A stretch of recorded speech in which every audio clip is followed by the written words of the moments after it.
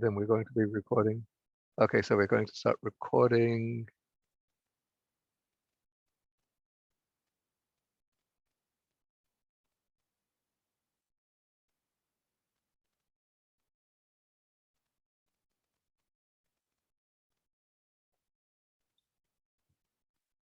Okay, then we'll begin with 3 bows to the Buddha. 1, 2, 2, 3. And then the triple salutation. Namo tassa bhagavato arahato samma sambuddhassa.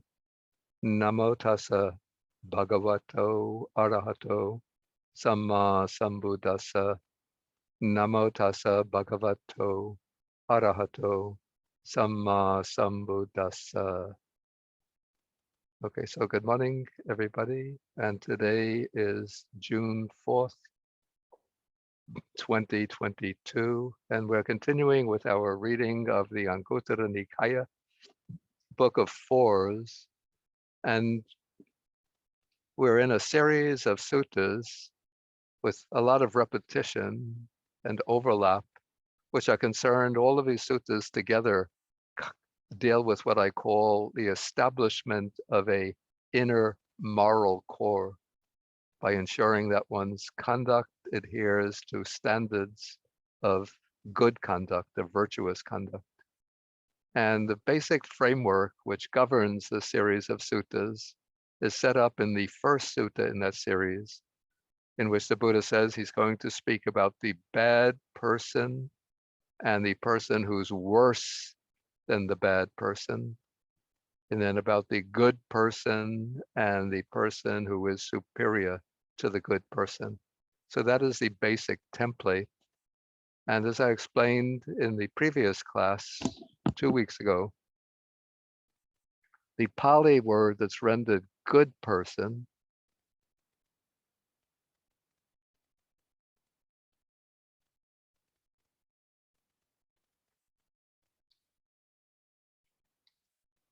is sapurisa, which comes from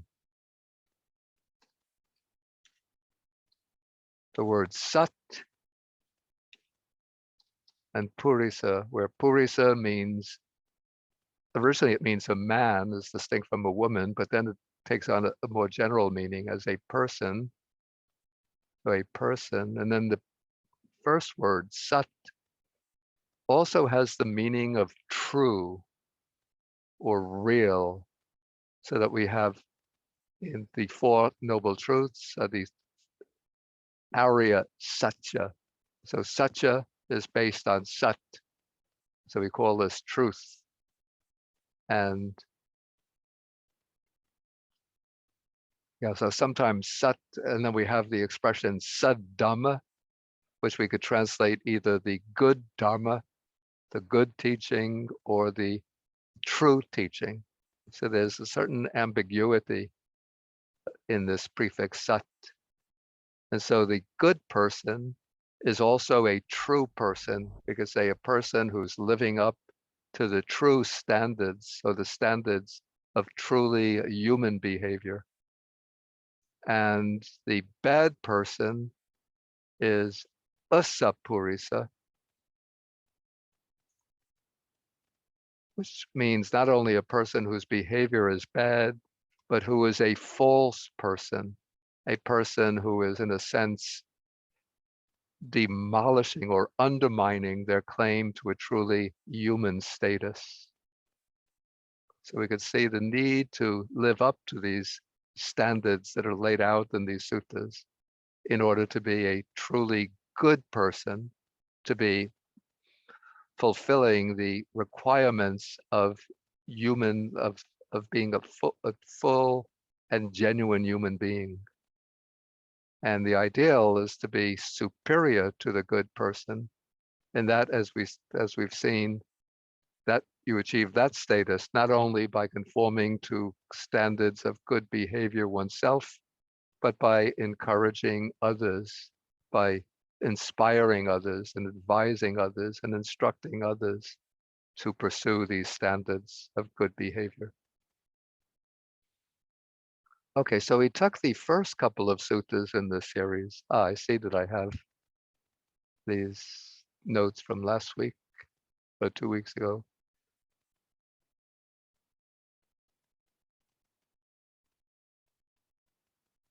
Okay, so now we come to the next sutta in this series, which deals with 7 actions, but the sutta that follows this expands it to 10 actions.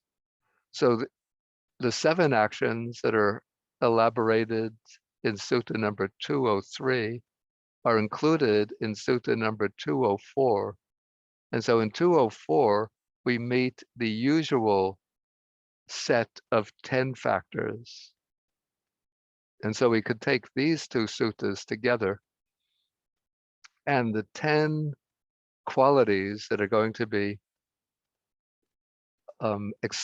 explained in these 2 suttas combined. Let me put in a note.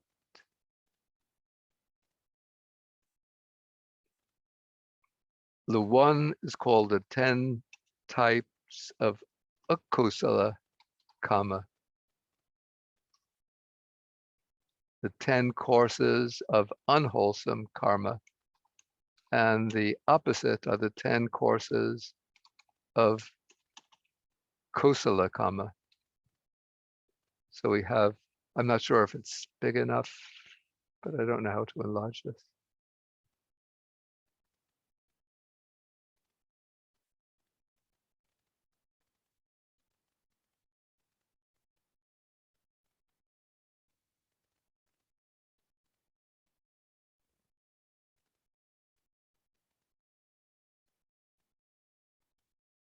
And then you click on the arrow on the right edge of the application. It will allow you to change the font size. You go a little to the right, In the box or on the? No, in the application. Go to the right. You need to go to right, further right. Go all the way to the right. All the ways here? Okay, and then down a little bit. Down a little bit, down a little bit. Down a little bit, and you see an arrow on the right-hand side. I have something, an advertisement for a Foxit PDF. You need to go down a little. You need to go down a little, down a little. You need to go down further. Yeah. Oh, and I see the arrow. Click on Yeah. the arrow. Yeah. It will allow you to change the font size if you highlight the fonts. If you highlight the text. I see. Oh, thank you so much. Okay. Wow. All of these little tricks I never knew before. Okay. Okay, now it should be visible. Okay, so we have on the bad side, we have the dasa akusala kamapata. So the 10 courses of unwholesome action. And on the wholesome side, the dasa kusala kamapata, the 10 courses of wholesome karma. And it's said that this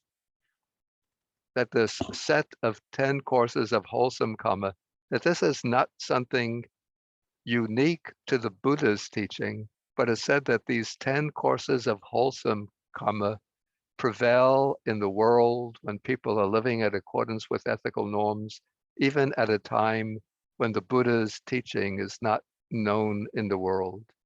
So it's like one of the tasks of the wheel-turning monarch, that's the ideal king of Buddhist legend, is to and the wheel-turning monarch can arise at times when there's no Buddhism in the world. But the task of the wheel-turning monarch, one of his tasks, is to proclaim and to establish these 10 courses of wholesome action as guides for all the people under his rule.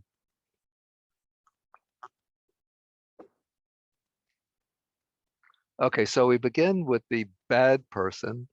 So the bad person is one who violates these 10 courses of wholesome action. So it's somebody who, or in other words, somebody who engages in the 10 courses of unwholesome action.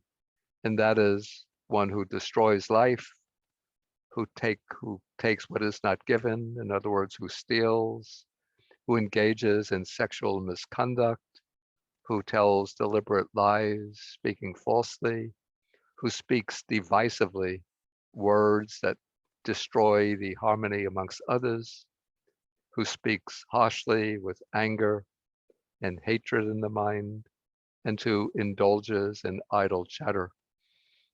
So those are the first 7. But then we have 3 more, which are added in the next sutta. And these 3 are purely mental.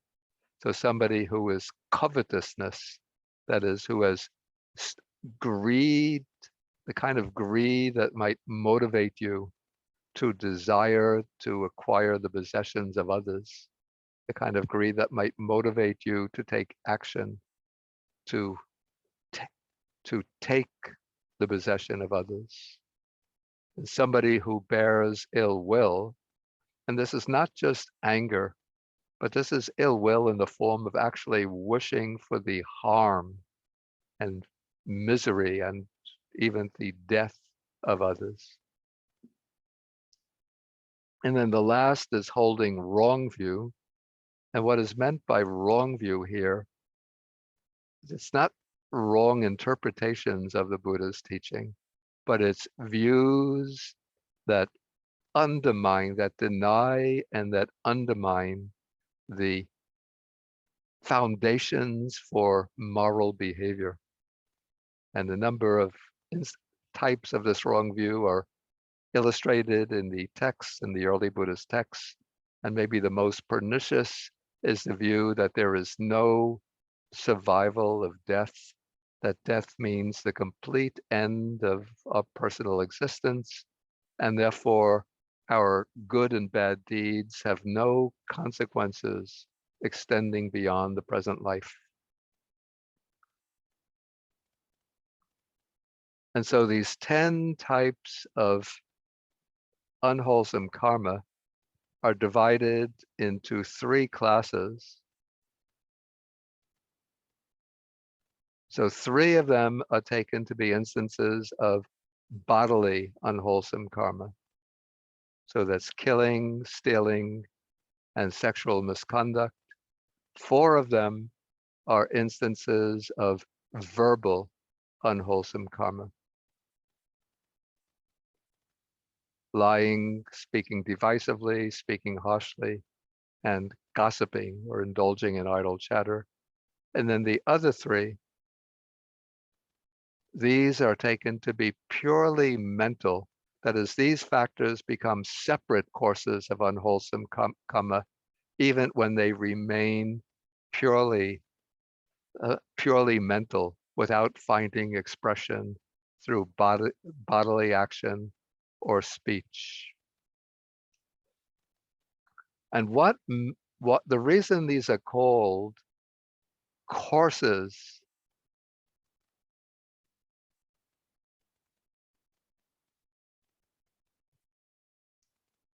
the reason these are called courses of unwholesome karma is because they each have the capacity to govern the rebirth process, to produce results in a future life, even to take on the role of generating the rebirth consciousness in the next existence. Okay, so a person who persistently indulges in these types of actions is called a bad person. And then the person who is worse than the bad person, inferior to the bad person, is one who not only engages in these actions himself, but also encourages others to engage in these actions. Somebody who might encourage others to kill. Maybe if you've seen any of the gangster movies where the chief gangster, he never pulls a trigger himself, but he has a gang of accomplices around him, and he and his co-leader, they plan the murder, but it's the low guys, the little guys in the gang who actually go out and commit the crime, who pull the trigger. But does that mean that the leader of the group who plans the killing, that he is exempt from the karma of taking life? No, because he encourages others, or in this case, he instructs others to destroy life and to steal. So he is especially guilty of this unwholesome karma. Okay, and the same with each of the others.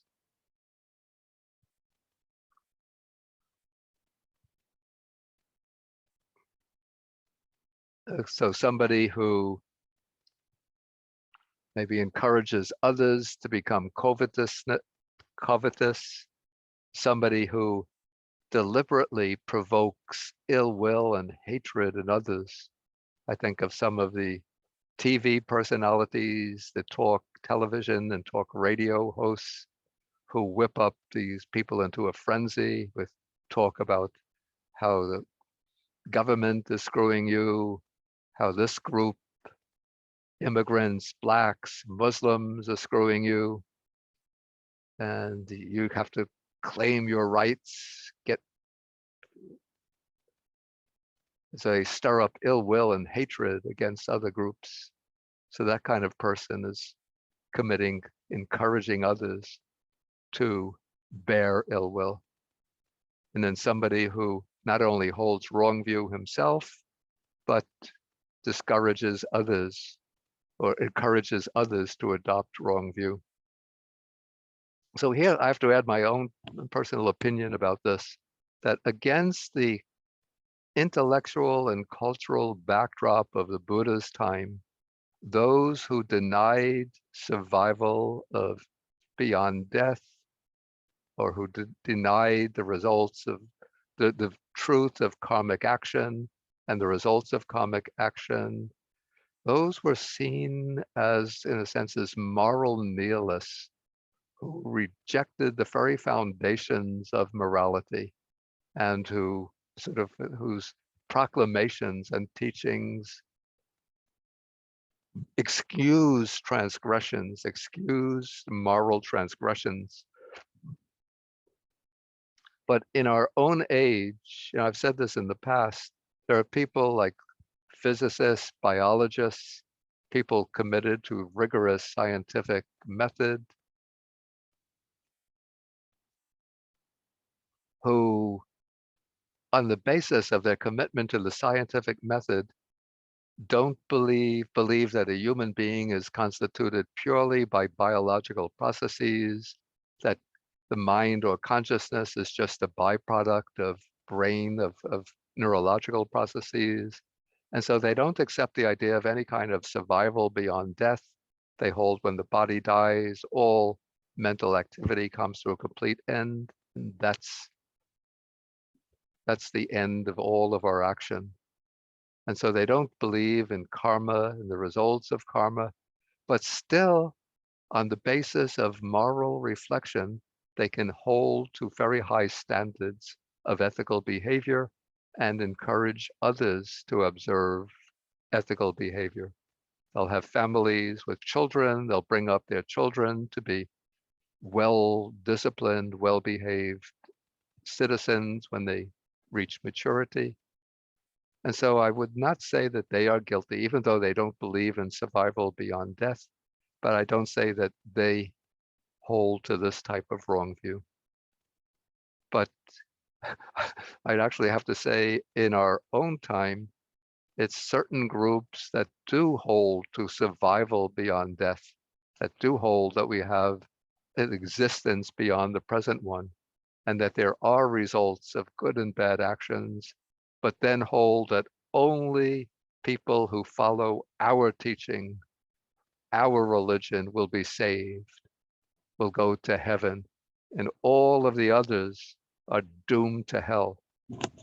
And so in that way, by inciting hatred, by diminishing the respect we have for followers of other religions and other philosophies and consigning them to an infernal afterlife, in a way they are holding wrong view, encouraging others in wrong view, and even you could say that they're encouraging others to hold or to give rise to ill will and to act on ill will. Okay, so this takes care of the bad side. And then in contrast, we have the good person. Yeah, maybe we don't need this anymore. So the good person is one who abstains from killing himself, abstains from killing and so forth, abstains from idle chatter. And then somebody who is without covetousness, who has goodwill, especially wishing for the well-being and happiness of others, and holds right view, who, against the background of the Buddha's time, holds that there is a life beyond the present one, that this death is not the complete end to a personal existence, that we will take rebirth into one of the different realms of existence. And as we move from life to life, we have to inherit the results of our karma, that our good and bad deeds do bring results beyond the present life. So this kind of right view is expressed. We have a formula that we recite, one of the recitation items, Kama Sakomhi, Kama Dayadu, Kama Bandhu, Kama Yoni, Kama Patisarano, Yang Kamang Karisami Kalyanang Va Papakang Va Tasa Dayado Bhavisamiti. So I am the owner of my karma. I am the heir to my karma. I have karma as my relative, karma as the womb from which I spring, karma as my refuge. Whatever deeds I do, good or bad, I will inherit the results of those deeds. So that is the mundane type of right view, the right view of karma and its results. Okay, so somebody who follows these 10 ways of wholesome action is the good person. And then the person who's superior to the good person is the one who not only observes and follows these 10 ways of wholesome karma himself or herself, but also encourages others to follow them.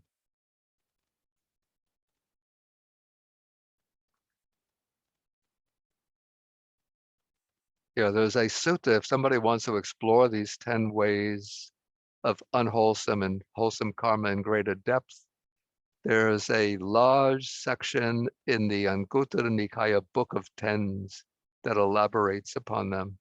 It starts in Sutta 176, Book of Tens 176, in which the Buddha gives sort of formal definitions of the 10 types of unwholesome karma and the 10 types of wholesome karma. And then a little further on, there's a sutta, let's see where it is, where the Buddha says, speaking to the monks, he says,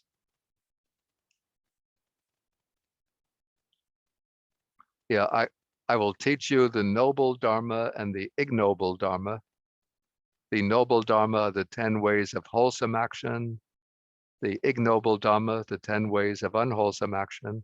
Then he calls these the wholesome and the unwholesome, the beneficial and the harmful, the true dharma and the not dharma, the tainted dharma and the taintless dharma, the blameworthy dharma and the blameless dharma, the tormenting dharma and the untormenting dharma, the dharma that leads to building up, the dharma that leads to dismantling or liberation, the dharma that leads to suffering, the dharma that leads to happiness.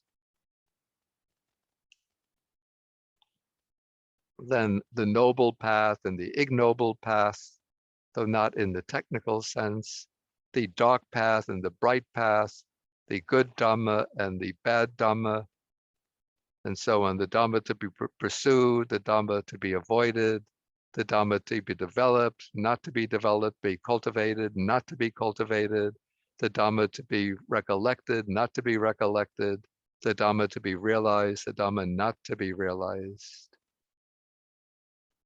Yeah, so you can see that there are so many suttas which describe these 10 ways, contrast the 10 ways, the bad ways and the good ways. So we could understand the importance of following these 10 courses of wholesome action in order to establish a moral core within ourselves, and then to strengthen our commitment to the good.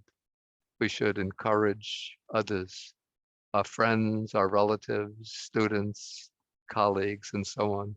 Encourage them to follow the 10 ways of wholesome karma. Okay, we continue now. So here, the distinction of bad people and good people is laid out by way of the 10 courses of wholesome action. Okay, here, the next sutta, the distinction is laid out to describe by way of the 8 path factors. So we have first the eightfold wrong path. So the bad person is one who follows the factors of the eightfold wrong path. So one who holds wrong view, who has wrong intention, who utters wrong speech, who engages in wrong action, who earns their living by a wrong livelihood, who puts forth a wrong effort, who has, and this is interesting, wrong mindfulness and wrong concentration. So that's the bad person. And the reason why I say wrong mindfulness, I say that is an interesting one.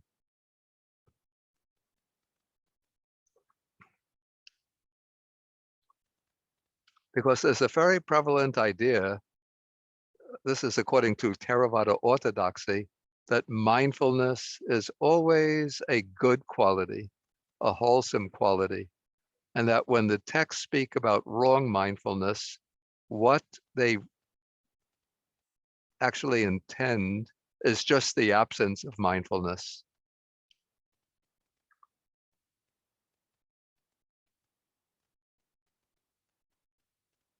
Yeah, I'll take the questions later.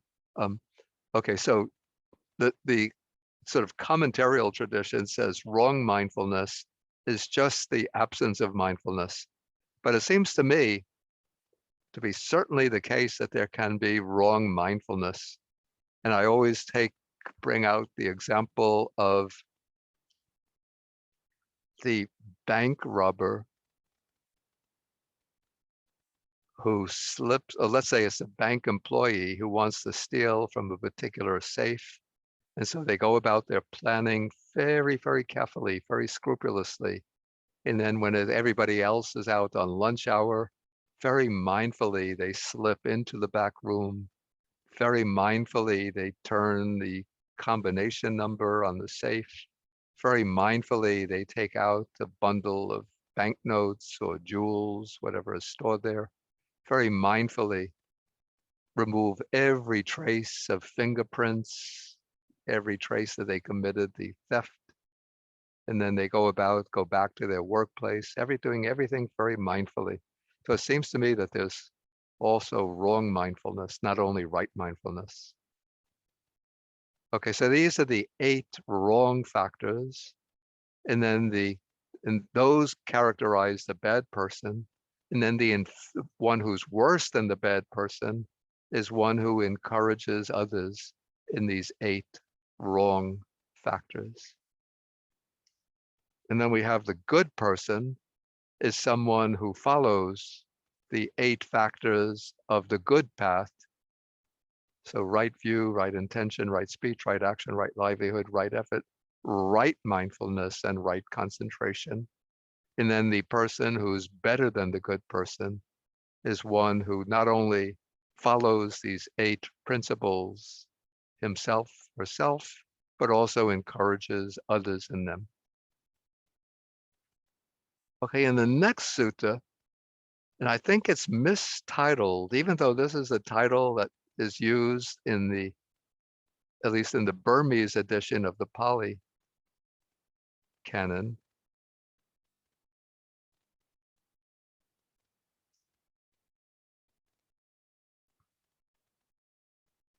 But I disagree with this title.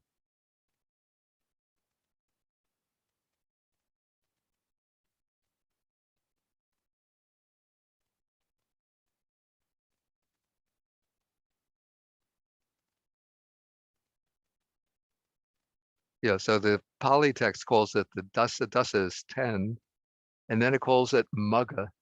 So the Tenfold Path Sutta. But in my understanding, the last two factors are not actually factors of the path, but results of following the wrong path. So the two additional factors here. So the first 8 is the same as the 8 factors of the noble path, in this case of the ignoble or wrong path. Then the consequences of that are wrong knowledge and wrong liberation. And that's an interesting concept here, wrong liberation. Maybe we'll explore that a little bit later. And then the person worse than the bad person is one who encourages others in these 10 wrong factors. Then the good person is one who follows these 10 good factors. And the person who's better than the good person is one who not only follows the 10 good factors himself, but also encourages others in them.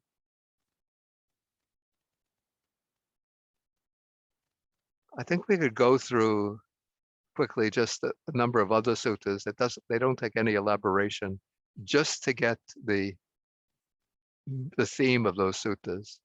So I think here also the title is wrong. It should be simply the bad, not bad character, because that will be the 2 following suttas.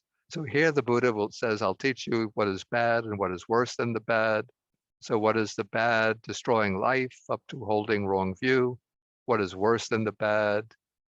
Again, someone himself destroys life and so on, and then encourages others to do so. And then what is the good? Abstaining from these 10 things. And what is better than the good? Encouraging others to abstain from these 10 things. Okay, next sutta elaborates by way of the Eightfold Path and wrong knowledge and wrong liberation, and then the good by way of the Eightfold Good Path and right knowledge and right liberation. Then it's in this sutta that we have bad character. So here the Buddha says, I'll teach you about the person with bad character and the one whose character is still worse, and then the person of good character and whose character is still better. So the one of bad character is someone who violates the 10 courses of wholesome action, and the one who's still worse is the one who encourages others to violate the 10 courses of unwholesome action. And the person of good character is one who follows the 10 courses of wholesome action, and the one who's better than the good is one who not only follows these 10 himself, but also encourages others to follow the 10 courses of wholesome action. And then we have bad character and good character elaborated by way of the 8 path factors, supplemented by wrong liberation, by wrong knowledge and wrong liberation, and the one of good character elaborated by way of the 8 good factors, supplemented by right knowledge and right liberation.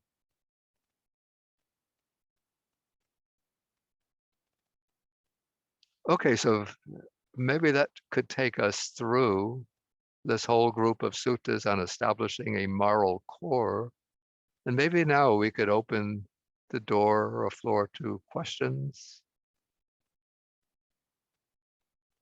So yeah, if you have any questions, still you ask the questions in the same way by going to the bottom of your Zoom screen where you find, I'm not sure whether you find the raise hand symbol there or reactions. If it's reactions, you click that and then you get the hand symbol there. Okay, so let's go in order. And so we'll begin with Diana. Yes, good morning, Bante. Good morning. Yeah, just wonder if the example for the wrong concentration, can I say that those people who practice black magic, voodoo, fall into this category? Yeah, I would say definitely. Yeah, in fact, yeah, we find in things like the Jataka stories and other collections of Buddhist narrative literature, sort of one of the standard, and then this becomes, I think, in contemporary Indian cinema, if there are any Indian people here who are familiar with these, with the, what do they call it, the Bollywood cinema, where often the stories are cast back in ancient times, sort of one of the paradigms or the models of the villain is the yogi who uses the power of samadhi for destructive purposes, for nefarious purposes, who develops, strong samadhi. And then based on that samadhi, they acquire the iddhis, the psychic powers, and then they can use the psychic powers for destructive purposes. And in fact, even in the Buddhist canonical literature, we have the example of Devadatta. Devadatta was the Buddha's cousin who became a monk, and with very little effort, he developed the meditative, the jhanas and the samapatis, and then he used the power of his meditative samapatis, the meditative attainments, to develop the psychic powers. And then he used his psychic powers to convince King Ajatasattu he used the psychic powers to win the respect and esteem of King Ajatasattu. And then he convinced King Ajatasattu to kill his father and take over the throne to become the king of Magadha himself. And then, yeah, he used his psychic powers to impress some of the younger monks,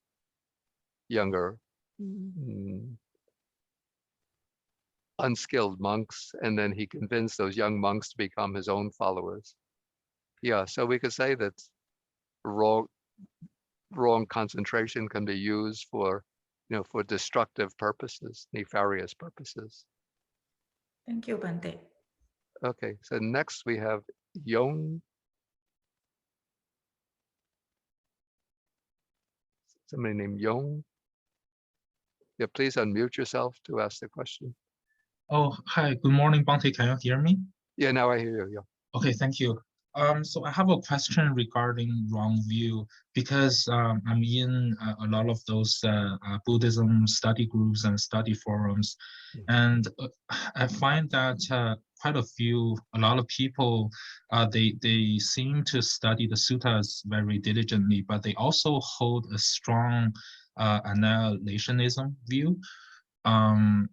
And they almost like look down upon people who do believe in rebirth, and they're just saying it's just all superstitions. One of their main arguments is that they use the doctrine of anatta. So basically, they are saying if one thinks that they can practice well enough to prevent rebirth, they are thinking in their mind, they are thinking they have some kind of control and some kind of self. And if they don't practice well enough, they will be reborn. So it's against the doctrine of anatta.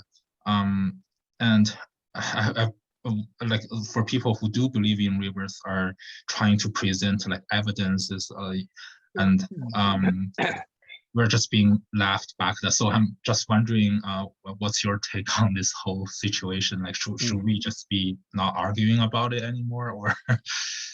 Yeah, I don't like to get into arguments with, I know that there are types of people who are, in fact, a large number of people who are very strongly attracted to the Buddha's teaching, and they don't accept the idea of rebirth or survival beyond death. And they say that if we practice the Buddha's teaching, the Buddha's ethical teaching, meditative teaching, we apply the wisdom teachings of the Buddha, that could be all of these teachings and practices can be very beneficial to us in this life. Okay, so that with all of that, I agree. But then I find that there are two types who reject the idea of rebirth and take that particular stand. One type, and I include here some of my Dhamma friends, say, I don't believe in rebirth. It might be true, might not be true. I don't believe in it myself. I'm just satisfied with the benefits that the Dhamma provides me with in this life. So I just put completely aside the whole question of whether there's existence beyond death. So with that type of person, I can have good relationship, good friendship. So we just differ over the belief, whether there's existence beyond death, but otherwise a lot we agree with. Where I have trouble with is with the kind of people who become rather dogmatic and insistent on rejecting the idea of rebirth, who sort of ridicule it and say that, because science has demonstrated that the mind is utterly dependent upon the neurological system, the brain and the neurological system. So when the body dies, consciousness can't continue to exist.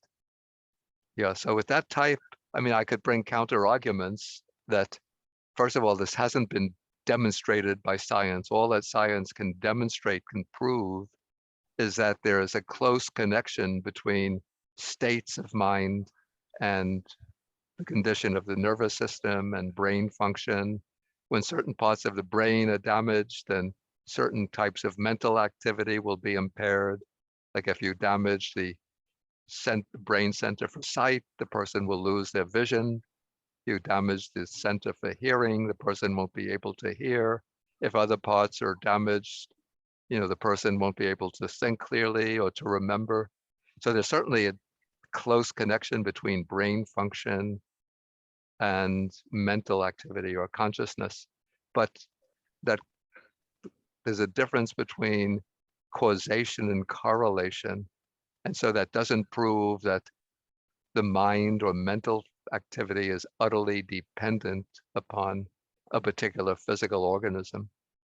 Anyway, I didn't want to get into that particular argument. So my own sort of advice is not to get entangled in those arguments if you're speaking with somebody who's extremely insistent on their point of view, since it just could create agitation in your own mind. And if you see that the person is rather dogmatic and tenacious in their position, there's almost no way to dissuade them. So all arguments just, will inflame the other person without leading to a peaceful resolution of the difference. Right, thank you, Bhante. Yeah, some of them seem to be very strongly trying to persuade other people their view, and they somehow try to distort the Buddha's teaching, try to match their view using certain phrases, segments of the suttas. Yeah, I've seen that. Yeah. Okay, thank you. But there's just so much in the suttas in which the Buddha speaks very clearly. It's obviously it's not metaphorical language at all when he speaks about the breakup of the body after death. One is reborn in this realm or in that realm. Right, beginning this birth and death. And yeah, thank you, Bhante. Okay, we'll have to take some other questions now. Okay, Young. Good morning, Bante. Good morning. This is about my experience. Recently and a few times before, I upon person inferior to the bad person, instigating hatred and so on, I experienced hatred grows in me. And what should I develop more? Like loving kindness? Wait, More wait, start again. I didn't quite catch the beginning of your statement. Okay. There are person inferior to the bad person. Yeah. Who instigate hatred. Yeah. Promotes hatred. Yeah. And upon that, I experience enormous hatred toward the person. Towards that person, yeah. In the case, do I need more loving kindness towards them? Develop patience? Yeah, you could try to develop either loving kindness towards that person or compassion towards that person. Because if that person is stirring up hatred in others, then they're creating bad karma for themselves, karma that's going to ripen in suffering for themselves. And yeah, so they're in need of compassion. Or if you find it hard to generate loving kindness and compassion towards that person, sometimes you just have to look on, sort of turn away from that person and just try to avoid them, to avoid contact with them, and to, if you come into contact, to try to regard them with upekkha, equanimity. Upekkha, yes. Yeah, there's an interesting, it's an interesting passage in, see, it's in the Majjhima Nikaya, Sutta number 103. It's about the Buddha's giving advice to the monks on how to resolve conflicts that break out within the Sangha. Apparently the sutta was spoken close to the time of the Buddha's passing.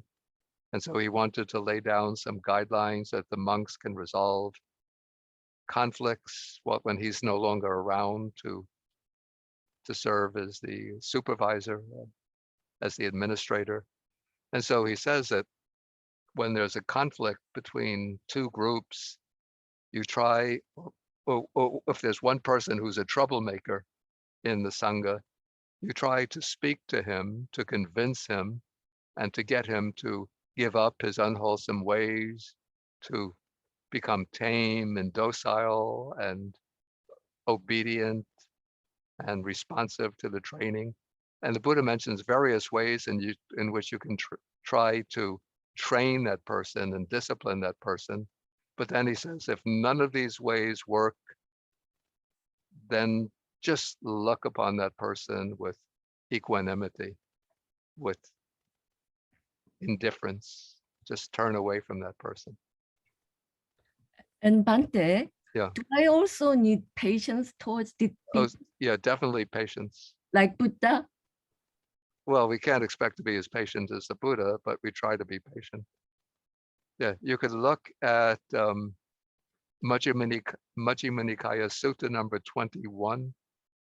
Yes. It's the sutta on the simile of the simile of the saw, where the Yes. Buddha says that even if bandits grab you and tie you up and start sawing off your arms with a saw, then you should still regard them with loving kindness. Of course, that's difficult, but that shows the ideal. I will try. Okay. Thank you, Bante. Okay, so next we go to John. Jon, John. Good morning, Bante. Good one. Thank you for your teaching. I appreciated your example regarding the bank employee when you were talking about Yeah. wrong mindfulness. Yeah. But I just wanted to ask, what is it about Micchasati that makes it wrong, and what is it about Sammasati that makes it right? Okay, what is it that makes Micchasati wrong, and what is it that makes Sammasati right? Yes, Bante. I guess it would be particularly probably the association with the first two path factors, the view and the intention, especially the intention. So when the mindfulness is accompanied by, well, let's say when it's guided by wrong intention taking the form of greed or ill will or cruelty, harmfulness, then it becomes wrong mindfulness. And if it's mindfulness which is set in the context of right view and right intention, particularly mindfulness guided by the right intention of, non-attachment or detachment, goodwill and compassion, kindness and compassion, then it becomes right mindfulness. And elaborated, maybe we find it in the formula in the Satipatthana Sutta, the discourse on the foundations of mindfulness. So he dwells contemplating the body and the body, mindful, ardent, mindful, and resolute, having removed greed and aversion towards the world. So it would be, or in the process of removing greed and aversion towards the world. So that would be sort of the underlying base of right mindfulness, that intention, that disposition to remove greed and attachment or ill will and aversion. Yeah, so that's the way I would describe it.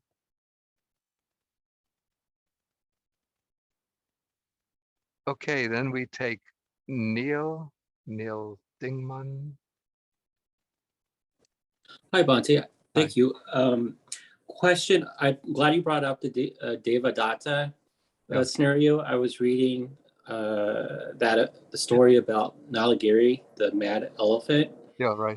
And there is a part where it talks about, and I read several different translations and it kind of confused me because it talked about the Buddha, how he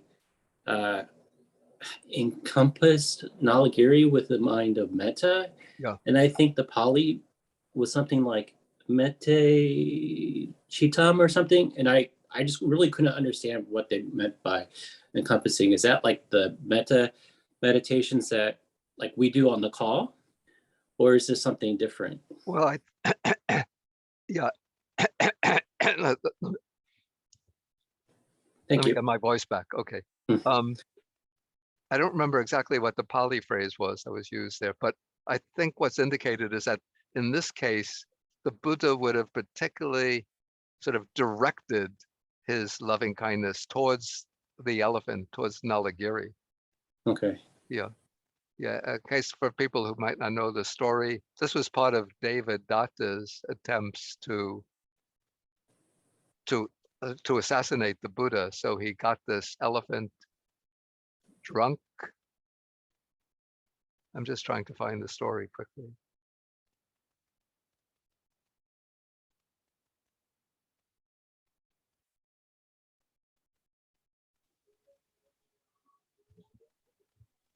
I don't want to lose time looking for this story. Yeah, so Devadatta arranged for the king, his ally, King Ajatasattu, to get this elephant named Nalagiri to get it drunk. And then when the Buddha, together with the Sangha, was walking down the main street in the city, they released the elephant, and the elephant was sort of had lost control of its mind, and it came running towards the Buddha, and everybody else was afraid that the Buddha was going to be killed, and all of the other monks walked off. I think they offered to put themselves in front of the Buddha, but the Buddha said, no need. Let me just face the elephant myself. And here's the story. And then the Buddha extended his loving kindness towards the elephant, and the elephant stopped in its tracks and then came up to the Buddha, stood in front of the Buddha, and bowed down to the Buddha.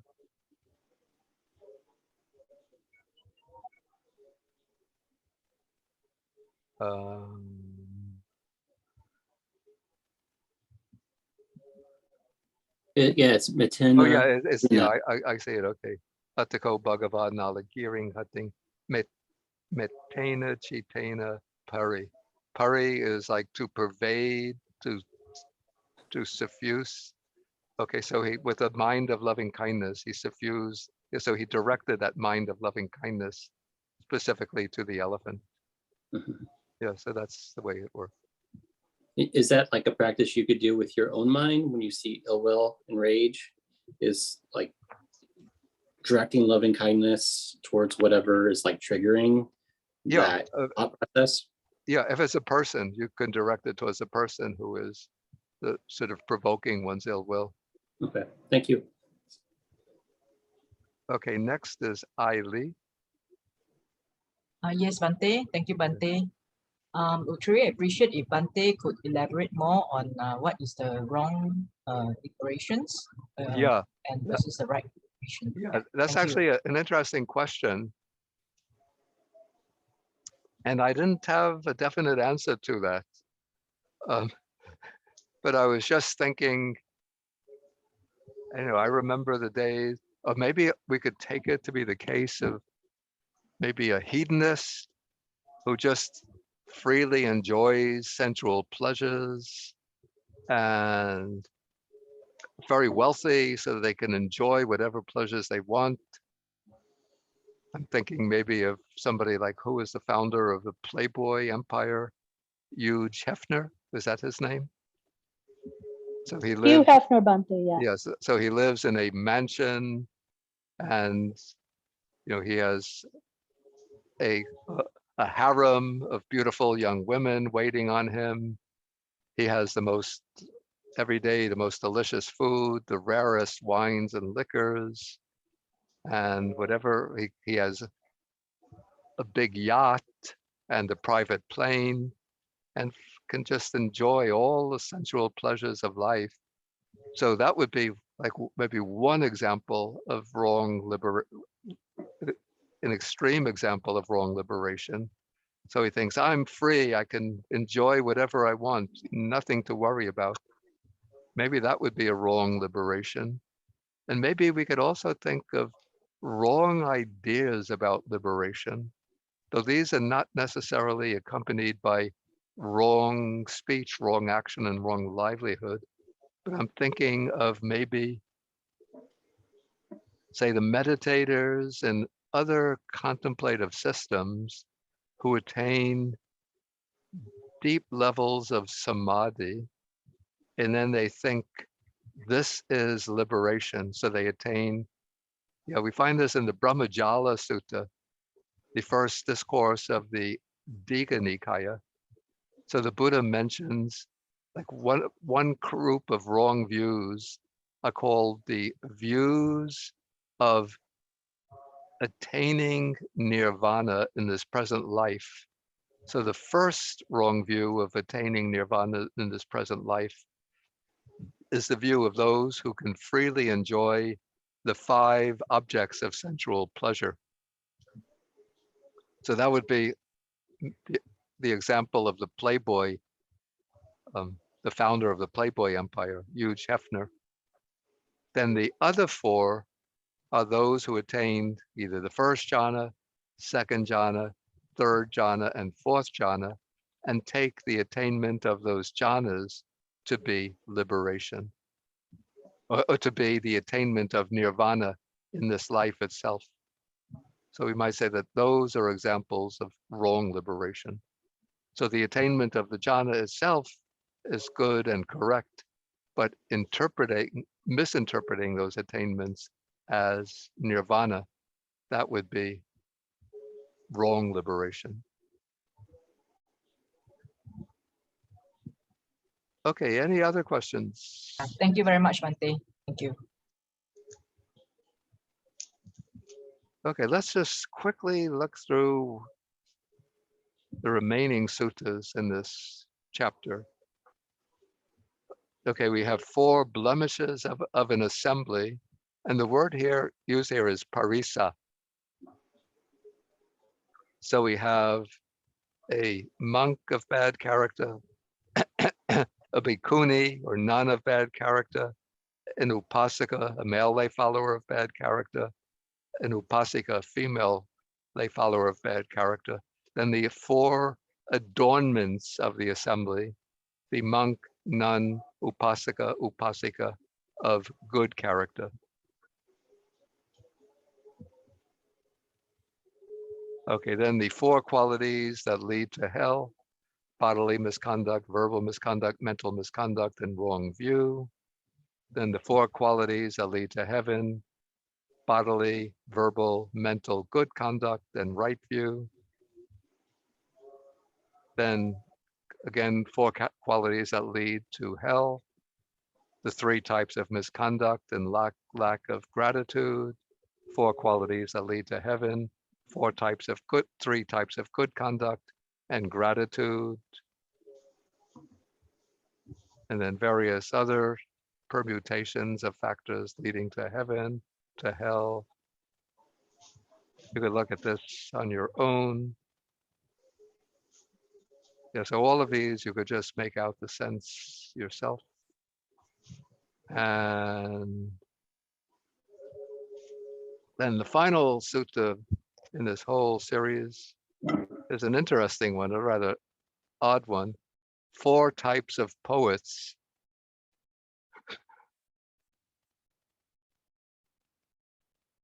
So then we have, in the translations here is based on the explanation in the commentary. So we have Chinta Kavi. So the poet is Kavi, and then Chinta is reflection or thought. And so the commentary explains that the first creates poetry after reflecting, I don't know on what. And then the second we translate as the narrative poet. In Pali, it's sutta kavi. Sutta means what is heard. So this would be the poet maybe who inherits a kind of narrative tradition. Maybe in Western literature, we have the great epics, the Odyssey, actually the 3 great epics, the Odyssey, the Iliad, and in Latin, the Aeneid. In Indian literature, the Mahabharata and the Ramayana, examples of the great narratives. Then we have the 3rd type is the didactic poet. The Pali is Attakavi, and the commentary says it's the poem that's intended to convey a message. Maybe we could even say that the works like the Dhammapada are didactic poetry, because it's poetry or verses which are intended to convey like moral messages. And then the 4th is the inspirational poet, or maybe we could call it the lyrical poet. In Pali, it's Patibhana Kavi, and that's the poet who creates poetry spontaneously on the basis of inspiration. And in the Buddhist literature, we have the example of this is a monk named Vangisa, who would be sometimes listening to the Buddha give a discourse, and then an idea would come to him and he would speak a poem, beautiful in Pali, praising the Buddha, praising the Dhamma, praising the scenery, and so on. Okay, I think maybe we'll have to end our class here. And next week, I'll be giving a talk to the Russian group again. And the talk next week will be on the 5 aggregates and the 3 characteristics. So people in this class are invited to attend, and I will be getting the Zoom link from the Russian group in a few days, and we'll send it out to you in the middle of the week. You're welcome to attend that group. And I'm pretty sure I could guarantee that we won't be invaded by intruders the way we were last week. Okay, so let us end the session with the sharing of the merits, and thank you all for attending. So we'll share the merits with the devas, the bhuttas, and also we want to share, like, it's rather sad to say this, but in this past week and the week before that and the week before that, here in this country, in the United States, there have been these terrible, very tragic mass shootings. And so let us share the merits with the innocent people who are going about their daily tasks, shopping in a grocery store, children going to school. Just a few days ago, a couple of doctors in a hospital shot by a angry patient. And so let us share the merits with all of those people, hoping that they will pass on to realms, to happy realms.